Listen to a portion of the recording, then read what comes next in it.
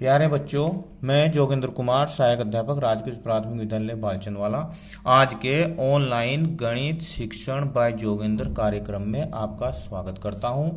आज हम कक्षा 6 अध्याय 2 पूर्ण संख्याएं की प्रश्नावली 2.1 पार्ट 2 के बारे में चर्चा करेंगे। इससे पहले हमने पार्ट 1 में जो चर्चा की थी उसमें हमने आपको बताया था प्राकृत संख्या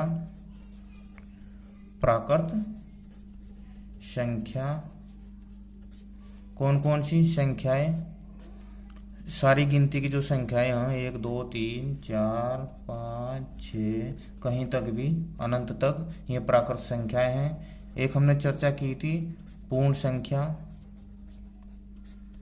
संख्याएं। ये प्राकृत संख्याओं में अगर जीरो को इसके शुरू में लगा देते हैं तो ये पूर्ण संख्याएं बन जाती हैं। 1 2 3 4 5 6 आगे कहीं तक भी। एक हमने चर्चा की थी पूर्ववर्ती किसी संख्या में से एक घटाने पर पूर्ववर्ती प्राप्त होते हैं। जैसे 10 की पूर्ववर्ती 10 में से एक घटा दो तो 9 इसकी पूर्ववर्ती, ये चर्चा की थी। और परवर्ती किसी संख्या में एक जोड़ने पर उसकी परवर्ती प्राप्त हो जाती है। 10 में एक जोड़ने पर 11। तो आज हम प्रश्नावली 2.1 के प्रश्नों को हल करेंगे। 2.1 प्रश्नावली का जो पहला प्रश्न है वो है 10,999 के बाद अगली 3 प्राकृत संख्याएं लिखिए।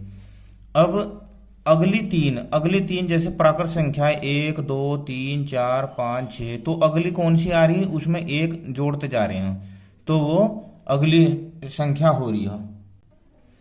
अब इसके बाद 3 प्राकृत संख्याएं देखो, एक एक जोड़ते जाएंगे हम। 10,999 प्लस 1, 9 1 10, फिर 9 1 10, 9 1 10 और 10 1 11। तो ये हो गई। अच्छा, प्लस एक और जोड़ दो 11 0 0 1, फिर प्लस एक और जोड़ दो इसमें 11 0 0 1 1 2। तो अब हमारा इसका जो आंसर हो गया, एक तो पहला तो हो गया 11,000, एक 11,001, तीसरा 11,002। ये इसका आंसर हुआ।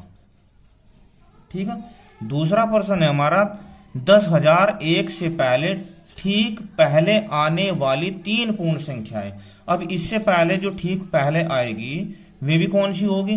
वे एक एक पहले, जैसे मान लो 5 6 से पहले 5 आ रही, 5 से पहले 4 आ रही तो इससे ठीक पहले आनी है। तो इनमें से हम एक एक घटा के कर देंगे। इस सवाल को हम देखो 10,001 माइनस 1 तो क्या आया 10,000 यानी कि 10,000 आया। फिर एक यहाँ 10 में से 9, यहाँ भी 9, यहाँ भी 9, यहाँ भी 9, 9,999। फिर इसमें से एक घटाएंगे हम तो 9 में से एक गया 8 और यहाँ 9, यहाँ भी 9, यहाँ भी 9। ये 3 आंसर इसके हो गए। तो पहला आंसर आया हमारा 10,000, दूसरा 9,999, तीसरा 9,998। आई बात समझ बच्चों। अब सबसे छोटी पूर्ण संख्या कौन सी है? सबसे छोटी पूर्ण संख्या ये पूर्ण संख्या है तो सबसे छोटी कौन सी नजर आ रही है इसमें? 0 आंसर। अब इसने कहा है कि 32 और 53 में के बीच में कितनी पूर्ण संख्याएं हैं? 32 और 53। अब 32 देखो, ये 32 53, इससे 32 से लेकर 53 तक लिखो। 33 34 35 36 37 38 39 40 41 42 41 44 45 46 47, 48, 49, 50, 51, 52, 53। अब 32 और 53 को तो गिनो ना। अब ये बाकी देखो 1 2 3 4 5 6 7 8 9 10 11 12 13 14 15 16 17 18 19 20। तो इसका आंसर आया कितना आया? 20। प्रश्न नंबर 5, निम्न के परवर्ती लिखिए। परवर्ती हमने भी बताई थी आपको कि किसी संख्या में एक जोड़ने पर परवर्ती प्राप्त होती है। अब देखो यह संख्या है 2440701, यानी कि 24,40,701। इसमें इसकी परवर्ती ज्ञात करनी, तो परवर्ती ज्ञात करने में हमें एक जोड़ना है। तो एक रेख 2070442, ये इसका आंसर होगा। इसकी परवर्ती यहाँ लिख लेते हैं, परवर्ती। चलो तो इसकी हो गई 24,40,702। इसकी परवर्ती इसे भी कर लेते हैं 00199। एक जोड़ो, 9 रेख 10, 9 रेख 10, 2 0 0 1। इसकी परवर्ती हो गई 100200। इसकी परवर्ती भी चलो यहाँ देखते हैं 10 9 9 9 9 9। कितना करना हमें? एक जोड़ना इसमें। 9 रेख 10, 9 रेख 10, 9 रेख 10, 9 रेख 10, 9 रेख 10 और 10 रेख 11। तो इसकी परवर्ती हो गई 11,10,000, यानी कि 11 लाख। अब इसकी परवर्ती ज्ञात करनी है हमें, तो ये होगा 23,45,670 प्लस 1 करो, तो 1 ये होगा 7 6 5 4 3 2। इतने भारी सवाल नहीं आए, ठीक हल्के सवाल है। तो इसका आंसर होगा 23,45,671। ये इन संख्याओं की परवर्ती हुई। ये पूर्ववर्ती भी हमने बताया था आपको कि पूर्ववर्ती किसी संख्या से एक घटाने पर उस संख्या की पूर्ववर्ती प्राप्त हो जाती है। अब इन संख्याओं से हम एक एक घटाएंगे। तो पहले 94 में से एक घटाया, पूर्ववर्ती। 94 में से एक घटाया, तो इसका क्या आया उत्तर? 93। 10,000 है ये, 10,000 में से एक घटाया, तो यहाँ 9 9 9 9। तो इसकी पूर्ववर्ती आ गई 9,999।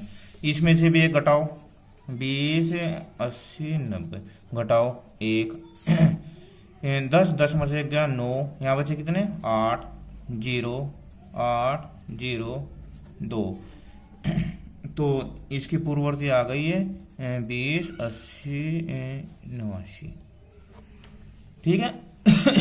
अब ये इसकी पूर्ववर्ती जो हो, इसमें से भी हमें एक घटाना पड़ेगा। 3 2 1 घटाया 1, तो एक में से गया 0 2 3 4 5 6 7।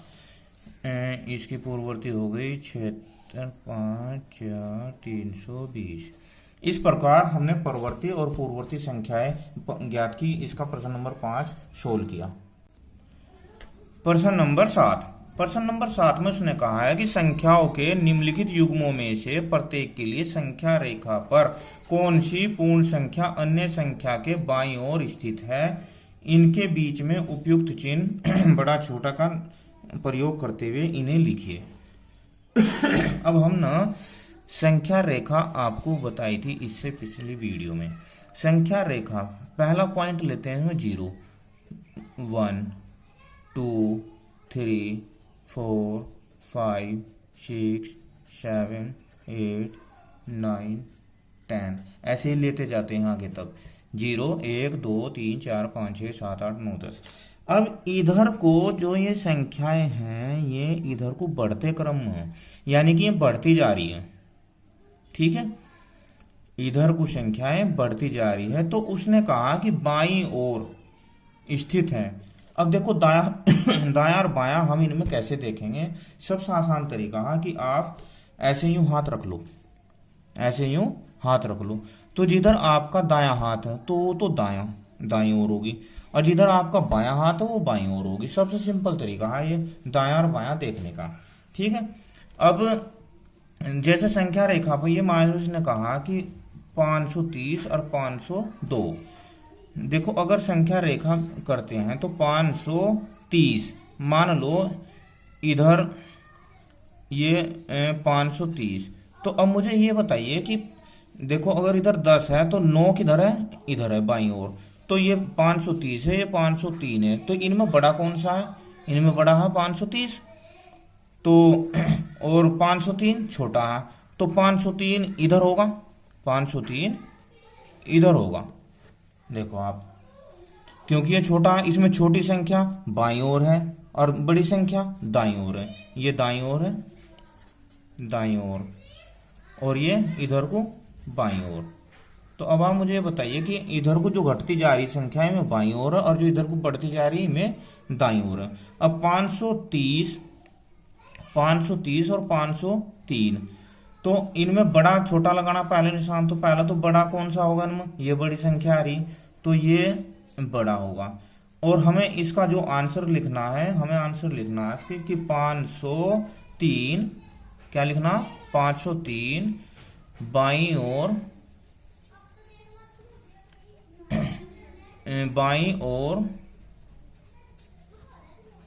होगा 530 के, यानी कि 530 के बाईं ओर 503 होगा। ऐसे ही ये, अब इसमें ये 370 है, ये 370 है, तो 370 और ये 307 है, 307 छोटा है, तो ये इधर बाईं ओर होगा 370 के। तो इसमें भी ये चिन्ह आएगा और हमें लिखना है कि 370 के बाईं ओर 307 है। अब ये देखो, ये काफी बड़ी संख्या है, इसे भी देख लेते हैं। ये संख्या है, इकाई दहाई सैकड़ा है, ये 98,762, 98,765, सॉरी 62, और ये है 56,789। अब इसमें ये बताओ कौन सी संख्या बड़ी होगी। हमने इससे पहली प्रश्नावली में बड़ी छोटी संख्याएं भी पढ़ रखी है, तो ये या ये कौन सी बड़ी है इनमें संख्याएं। देखो ये 56,000 है, ये 98,000 है, तो 98,000 बड़ी होगी, तो ये चिन्ह लगेगा और इसका आंसर आएगा कि 56,789 संख्या 98,765 के बाईं ओर है, यह स्थित है। अब ऐसे ही इसमें देखो ये कितना है, इकाई दहाई सैकड़ा हजार 10,000 लाख 10 लाख, ये ऐसे कर सकते हैं। ये हो गया 98 लाख और यहाँ ये होगा 1 करोड़। तो कौन सी संख्या बड़ी, ये 1 करोड़ वाली संख्या बड़ी है, तो इसका चिन्ह ये लगेगा और हमें लिखना है इसका आंसर कि 98,30,415 संख्या 1 करोड़ 23,001 के बाईं ओर है। आई बात समझ, यानी कि छोटी संख्या बड़ी संख्या के बाईं ओर होगी संख्या रेखा पर। बस। प्रश्न नंबर 8, निम्नलिखित कथनों में से कौन से कथन सत्य हैं और कौन से कथन असत्य हैं। ये बिल्कुल पूरी प्रश्नावली का टोटल है, इसमें बिल्कुल एकदम टोटल नॉलेज है। इसमें पहला है शून्य सबसे छोटी प्राकृत संख्या है। प्राकृत संख्या हमने अभी देखी है, प्राकृत संख्या 1 2 3 4 5 6 7 8 कहीं तक भी। तो सबसे छोटी शून्य कहा इसने, तो शून्य तो है नहीं, सबसे छोटी प्राकृत संख्या तो 1 है, तो ये है इसका असत्य। हमें इसमें असत्य और सत्य ही बताने हैं। 400 संख्या 399 का पूर्ववर्ती है। अब पूर्ववर्ती एक नंबर पहली संख्या होती है, पूर्ववर्ती एक संख्या पहली होती है, तो 399, अगर इसमें से एक घटाओ तो 398 आता है, तो तो ये भी असत्य है, क्योंकि इसने कहा कि जो 400। शून्य सबसे छोटी पूर्ण संख्या। पूर्ण संख्या हमने अभी बताई थी 0, 1, 2, 3, 4। प्राकृत संख्याओं से पहले शून्य लगा देने पर वो संख्या पूर्ण संख्या हो जाती। तो उन्होंने कहा शून्य सबसे छोटी पूर्ण संख्या है, बिल्कुल है सबसे छोटी, तो ये सत्य। 600 संख्या 599 का परवर्ती है। परवर्ती संख्या 1 प्लस करने पर प्राप्त होती है, तो 599 का पूछ रही हो। 1 तो 600, बिल्कुल सही, ये भी सत्य है। सभी प्राकृत संख्याएं पूर्ण संख्या हैं। ये प्राकृत संख्याएं हैं और ये पूर्ण संख्याएं हैं, तो सभी प्राकृत संख्याएं पूर्ण संख्याएं हैं। हाँ बिल्कुल है, क्योंकि ये संख्याएं ये इनमें है, तो ये भी सत्य है। सभी पूर्ण संख्याएं प्राकृत संख्याएं हैं। सभी पूर्ण संख्याएं, ये पूर्ण संख्या, ये प्राकृत संख्या। अब ये बताओ, ये सारी संख्याएं प्राकृत संख्याओं में है या नहीं है? इनमें शून्य नहीं है, इसलिए ये होगा असत्य। 2 अंकों की पूर्ण संख्या का पूर्ववर्ती 1 अंक की संख्या कभी नहीं हो सकती। 2 अंकों की पूर्ण संख्या का पूर्ववर्ती, यानी कि 2 अंकों की एक संख्या है, उसका पूर्ववर्ती, इसने कहा कि 1 अंक की संख्या कभी नहीं हो सकती। ऐसा नहीं है, क्यों? क्योंकि 2 अंक की संख्या है 10 और 10 का पूर्ववर्ती 9 होता है, इसलिए ये असत्य। क्या है? असत्य। 1 सबसे छोटी पूर्ण संख्या है। ये पूर्ण संख्या है, 1 है इसमें सबसे छोटी, इसमें सबसे छोटी 0 है, इसलिए ये असत्य। प्राकृत संख्या 1 का कोई पूर्ववर्ती नहीं होता। प्राकृत संख्या 1 प्राकृत संख्या 1 का पूर्ववर्ती, 1 कम करने पर पूर्ववर्ती प्राप्त होती है, 1 घटाने पर। तो 1 में से 1 से छोटी तो संख्या प्राकृत संख्या होती नहीं, तो ये भी क्या है? असत्य। पूर्ण संख्या 1 का कोई पूर्ववर्ती नहीं होता। पूर्ण संख्या 1 का, पूर्ण संख्या 1 का पूर्ववर्ती, 1 में से 1 घटाने पर 0 है, होता है, तो पूर्ण संख्या 1 का कोई पूर्ववर्ती नहीं होता, यह असत्य है, होता है। पूर्ण संख्या 13 संख्याओं 11 और 12 के बीच में स्थित है। देखो 11 और 12 के बीच में कोई संख्या स्थित नहीं है, पूर्ण संख्या पूरी, तो इसलिए ये, और ये कह रहा है कि 13, 11 और 12 के बीच में स्थित है, तो ये असत्य है, असत्य। पूर्ण संख्या 0 का कोई पूर्ववर्ती, ये के भी असत्य। अब पूर्ण संख्या 0 का कोई पूर्ववर्ती नहीं होता। 0 का कोई पूर्ववर्ती नहीं होता, 0 से पहले कोई संख्या नहीं होती, यह है सत्य। 2 अंकों की संख्या का परवर्ती सदैव 2 अंक की एक संख्या होता है। परवर्ती 1 प्लस करने को मिलता है, तो 2 अंकों की संख्या का परवर्ती सदैव 2 अंकों की संख्या होता है। अब देखो 2 अंकों की संख्या में 99 लेता हूं और इसमें 1 जोड़ता हूं, तो इसका जो परवर्ती आएगा वो 100 आएगा, तो 3 अंकों की हो जाएगी। उसने कहा कि 2 अंकों की संख्या का परवर्ती सदैव 2 अंक की संख्या होता है, इसलिए ये होगा असत्य। 3 अंकों का भी होता है। इस प्रकार आज हमने प्रश्नावली 2.1 के सभी प्रश्नों को हल किया। आप सभी इन प्रश्नों को अपनी गृह कार्य कॉपी में करेंगे और इन्हें घर पर करने का प्रयास करेंगे। धन्यवाद।